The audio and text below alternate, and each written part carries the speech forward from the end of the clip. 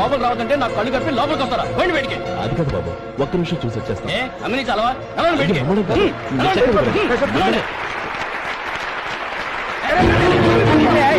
ఆడిటోర్లో లక్షలు అమ్ముతారు సార్.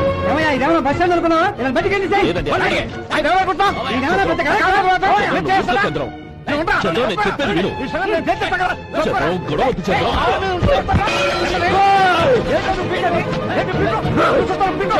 నీకు మా అన్నయ్య నేను చేయిస్తావా?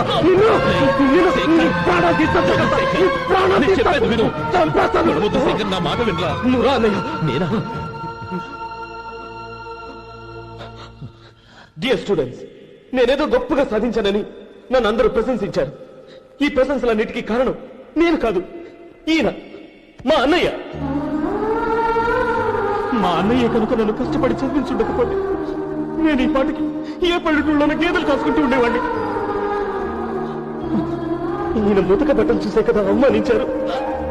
ఈ రోజు నేను ఈ స్థితిలో ఉన్నానంటే కారణం ఈ ముతక బట్టలే. నేను తెల్ల కోటు వేసుకుని డాక్టర్ని కావాలని ఈయన కాడి కట్టి దుక్కి దున్ని తన జీవితాన్నంతా బురదలో కడిపారు. డియర్ ఫ్రెండ్స్, నా తల్లిదండ్రులు నేను చూడలేదు. అటువంటి నాకు ఒక తల్లి తండ్రి పెంచి పెద్ద చేసి నాకు జీవితాన్ని ఇచ్చిన మహానుభావుడు మా అన్నయ్య. నాకు వేరే దేవుడు లేడు, మా అన్నయ్య నాకు దేవుడు. నాకు దొరికినట్టు మా అన్నయ్య లాంటి బంగారు అన్నయ్య ఈయనకి లేడు. అలా ఉండుంటే ఈయన కూడా ఎన్నో సాధించేవారు. మీ అందరిలాగా సుటుగుట్టు వేసుకుని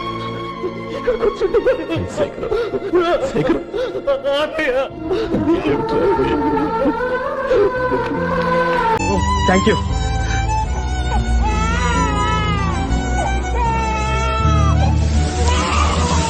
My children are hungry. Some bread.